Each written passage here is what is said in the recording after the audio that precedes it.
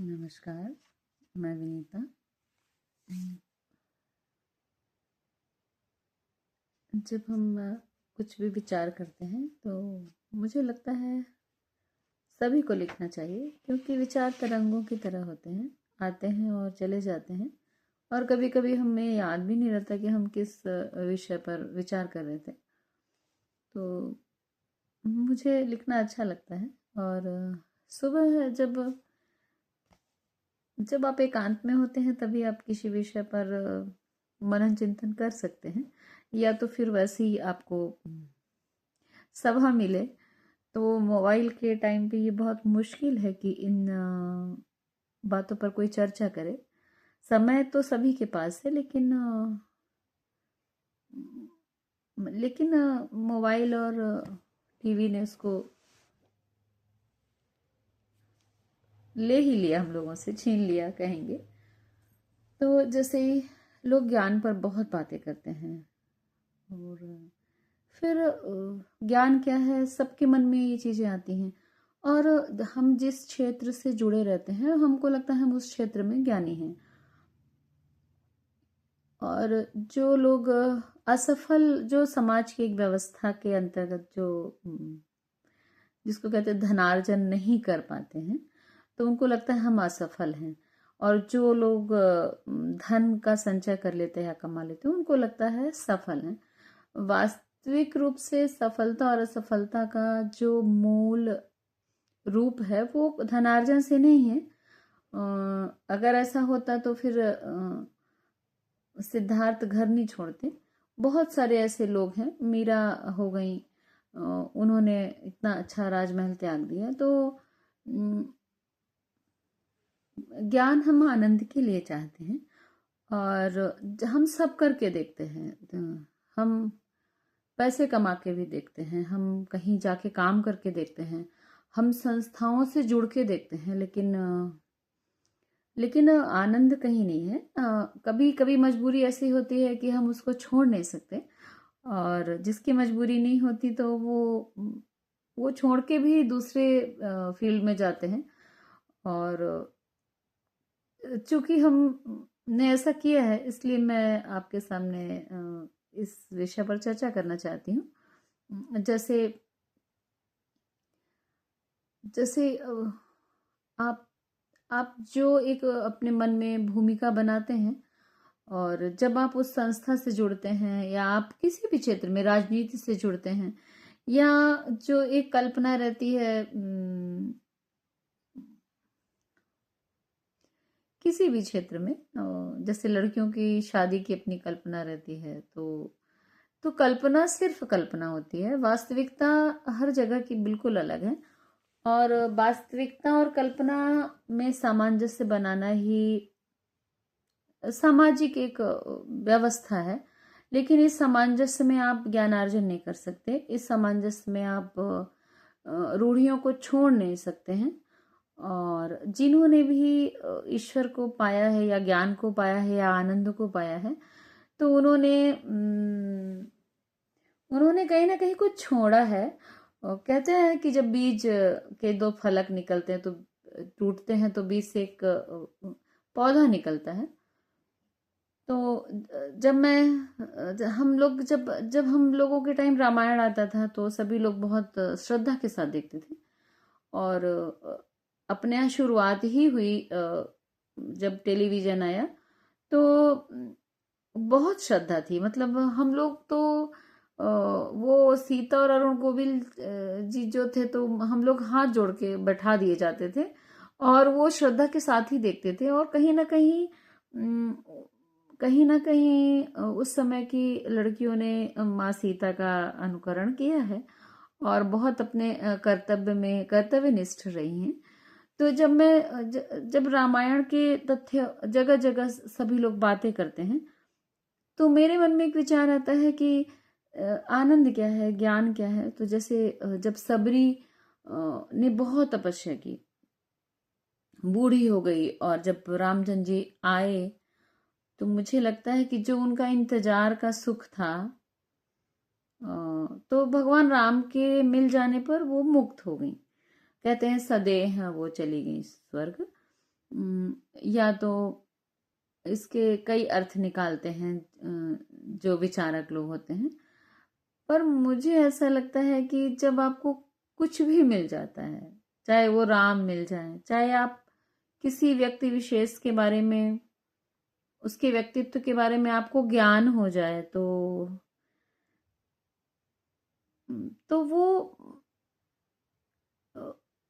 वो मुक्ति है। जैसे जैसे किसी को पता है कि हमें नशा नहीं करना है, तो वो मुक्त है नशे से।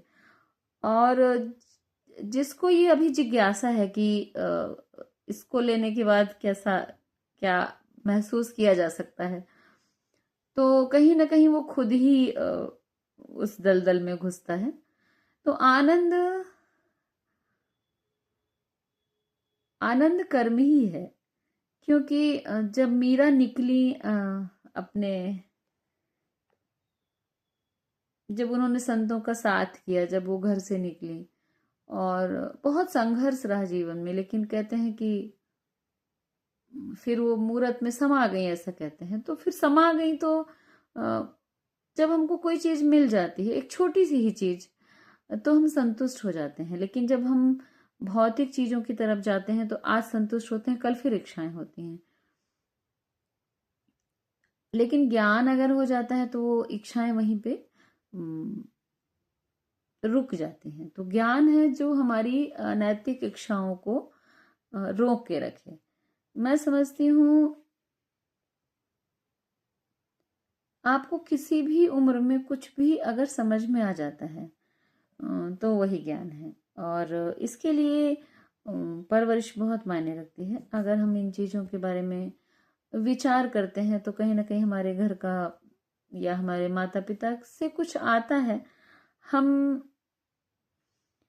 सब अपने ही पेरेंट्स से कुछ ना कुछ लेते हैं, और अगर कुछ अच्छी चीज नहीं लेते हैं तो ये अभिभावक की कमी नहीं है, ये हमारी कमी है। हमारे यहाँ बहुत ऐसा माहौल रहा है, और मुझे ऐसे विचार आते हैं तो मुझे ऐसा लगता है कि डायरी में लिख देने से वो चीजें ऐसी रखी रह जाएंगी। समय ऐसा है कि कुछ कहना चाहिए। तो जैसे कुछ बातें ऐसी होती हैं, जैसे लोग लोग राम और कृष्ण का नाम जपने को कहते हैं, और बच्चे का नाम कभी कभी रख लेते हैं, और उसको बुलाते हैं, सोचते हैं कि हम नाम ले रहे हैं। लेकिन मुझे ऐसा लगता है जब जब तक हम, जैसे हम अपने पिताजी को बोलते हैं मैं उनकी बेटी हूँ, लेकिन उनकी बेटी हूँ तो उसके साथ हमारी बहुत सारी मर्यादाएं हैं, हमारे बहुत सारे उनके साथ हमारे और भी बहुत सारे संबंध हैं। उनके साथ उनका सम्मान है, हमारे आचरण से उनका स्थान है समाज में, या उनके आचरण से मेरा स्थान है। तो अगर मैं ये बताती हूँ कि मेरे पिताजी का ये नाम है, तो नाम बता के फिर मेरे कर्म अगर एक पुत्री के अनुरूप ना हो तो व्यर्थ है उनका मेरा पिता होना या मेरा उनकी पुत्री होना। तो राम का नाम लेना तभी सार्थक है जब आप राम के आचरण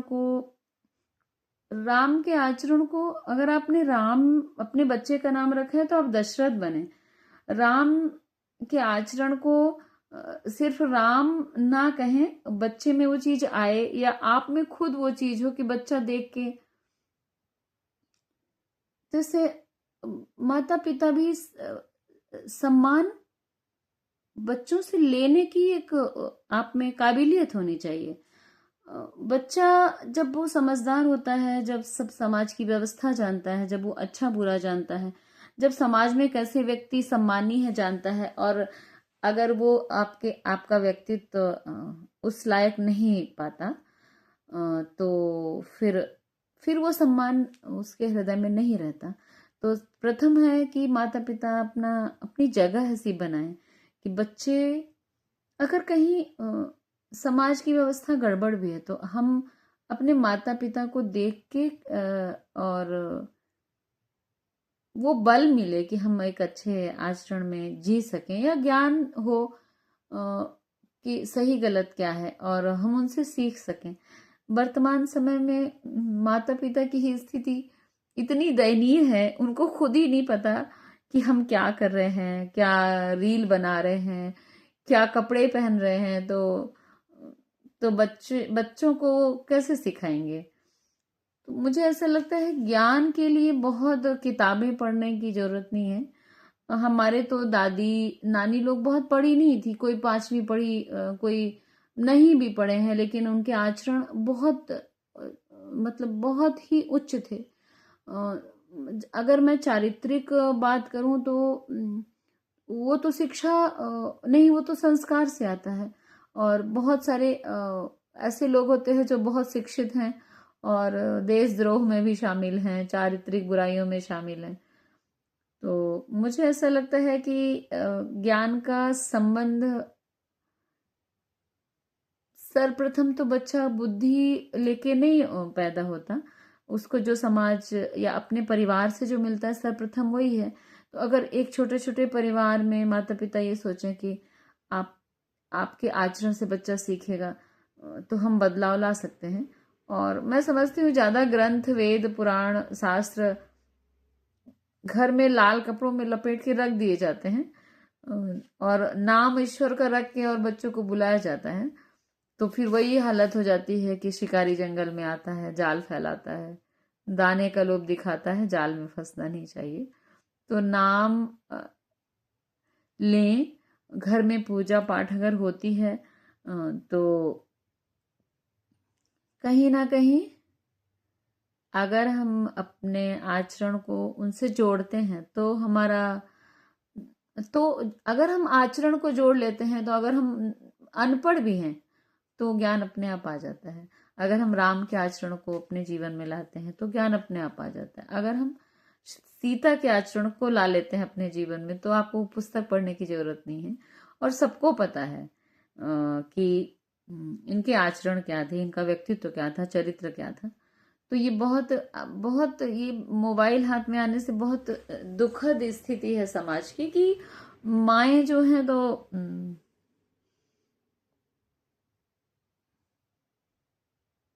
माएँ जो हैं तो बच्चों को क्या सिखाएंगे जो खुद ही संयम में नहीं है। तो मुझे ऐसा लगता है कि ज्ञान जो है, ज्ञान की चर्चा एक थोड़ा उच्च उसके लिए है, वर्ग के लिए। मुझे ऐसा लगता है कि जैसे जो बहुत भूखा है, जो बहुत बहुत परेशान व्यक्ति है, किसी भी मैटर में परेशान हो, चाहे वो पैसे में हो, चाहे वो रिश्ते में हो, चाहे वो अपनी व्यवस्था के लिए परेशान व्यक्ति के लिए ज्ञान बिल्कुल भी नहीं है। जैसे जो रोटी के लिए परेशान है उसको रोटी दिखती है, जो बेटे के लिए परेशान है उसके पास बहुत धन है, संपत्ति है, तो उसको बेटा दिखता है। जो बेटी के लिए परेशान है उसको बेटी दिखती है। मुझे ऐसा लगता है ज्ञान के लिए सबसे एक थोड़ा सा दूरी होनी चाहिए किसी भी रिश्ते में। चाहे अब कोई मित्र के लिए परेशान है, वो पता चला मित्र के साथ ही पूरा दिन घूम रहे हैं, तो उसमें दोनों का नुकसान है।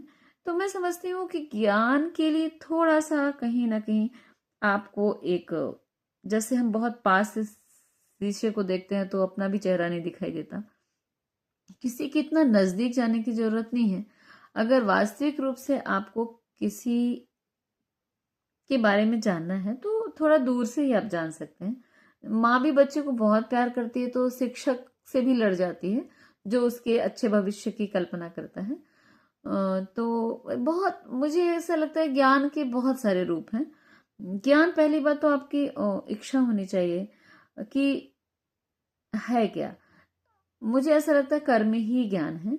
और अच्छा कर्म, जैसे जो समाज की व्यवस्था है, जो आचरण है, उसमें मैं बिल्कुल इस पक्ष में नहीं हूं कि कोई पूजा कर रहा है तो वो अच्छा ही है, क्योंकि इस उम्र में आते आते बहुत सारी चीजें हम देख लेते हैं। पहले मुझे लगता था जो साधु संत के वेश में रहते हैं वो बहुत अच्छे होते हैं, लेकिन जब बहुत सारे केसेस देखे, बहुत ऐसे कभी ऐसी मुलाकात भी हो गई कि कपड़े तो बहुत अच्छे हैं लेकिन आंखें और ऐसे देखने का तरीका सही नहीं। बहुत अच्छे ज्ञान, बहुत अच्छे मतलब ऐसे लोगों से भी परिचय हुआ जिनको मैं बहुत श्रेष्ठ समझती थी, लेकिन उनकी विचारधारा उतनी श्रेष्ठ नहीं थी। तो हर चीज में हर चीज की एक सीमा है। जैसे बच्चा जब छोटा होता है तो गोद में रहता है, जब बच्चा बड़ा हो जाता है तो माँ से भी एक उसकी अपनी सीमा होती है, पिता से पुत्री की अपनी सीमा होती है।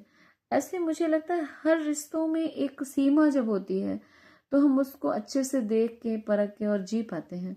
वर्तमान समय में हर सीमाएं खत्म होती जा रही हैं और मुझे लगता है समाज का ही पतन है। अभी भी हम आधुनिक बने, आधुनिक चीज़ों का उपयोग करें और उससे ज्ञान अर्जन करें। उससे ये ना सीखें कि करीना ने कैसे कपड़े पहने हैं या करीना पैसे के उसमें कहाँ चली गई। अभी वर्तमान में शादियों में भी बहुत दिक्कतें हैं। लोगों को लगता है बिना पैसे नहीं चलती, पर ऐसा नहीं है। जो काम बुद्धिमानी से हो सकता है वो पैसे से नहीं हो सकता। तो कभी ये ना सोचें कि हम अगर पैसे से जुड़ेंगे तो हमारी सारी इच्छाएं पूरी हो जाएंगी। कभी कभी धन बहुत पतन का कारण भी हो जाता है। धन स्वयं ही अर्जित किया जाए और धीरे धीरे आगे बढ़े आप, तो ज़्यादा सही है। और बहुत अभी हमको बहुत तरफ से ज्ञान मिलता है। गीता का ज्ञान, रामायण का ज्ञान, महाभारत का ज्ञान। और मुझे ऐसा लगता है कि सबकी अलग अलग वो बनाए गए थे, दायरे बनाए गए थे। जैसे ज्ञानार्जन का एक अलग वो बनाया गया था, गृहस्थ का अलग बनाया गया था, ऐसे सभी का था। तो अभी अभी सभी लोग ज्ञान की तरफ या ज्ञान दे रहे हैं, जैसे मैं भी ज्ञान दे रही हूँ। लेकिन जब मैं बहुत सारा ज्ञान यूट्यूब में देखती हूँ तो मुझे लगता है कि इतने ज्ञान की आवश्यकता नहीं है। क्योंकि अगर आप आचरण जैसे शशि थरूर हैं और सुनंदा पुष्कर हैं, बहुत ज्ञान है, लेकिन मुझे ऐसा लगता है ज्ञान थोड़ा कम हो और आचरण का अनुकरण ज्यादा हो। आप बहुत धन अर्जन करें, लेकिन अगर कम धन है तो कम में भी जीना आए आपको। धन तो आप कमा सकते हैं, लेकिन मुझे लगता है व्यक्तित्व कमाना पूरे जीवन में अगर आपकी एक पूंजी चली जाती है तो व्यक्तित्व दोबारा नहीं कमाया जा सकता। और मुझे ऐसे लगता है कैसा भी व्यक्ति हो, आपका सम्मान आपके कपड़ों से या ब्रांड से नहीं होता है, आपके आचरण से होता है। तो हम सभी जो भी हमारे संस्कृति और सभ्यता है, तो अपने अपने आराम के लिए, अपने आगे बढ़ने के लिए, मैं बिल्कुल इस पक्ष में नहीं हूं कि स्कूटी चलाती हुई लड़कियां दुपट्टा लेके चलें कि कहीं फंस के गिर जाएं। लेकिन हर तरह के कपड़े को शालीनता से पहना जा सकता है। बहुत बहुत धन्यवाद।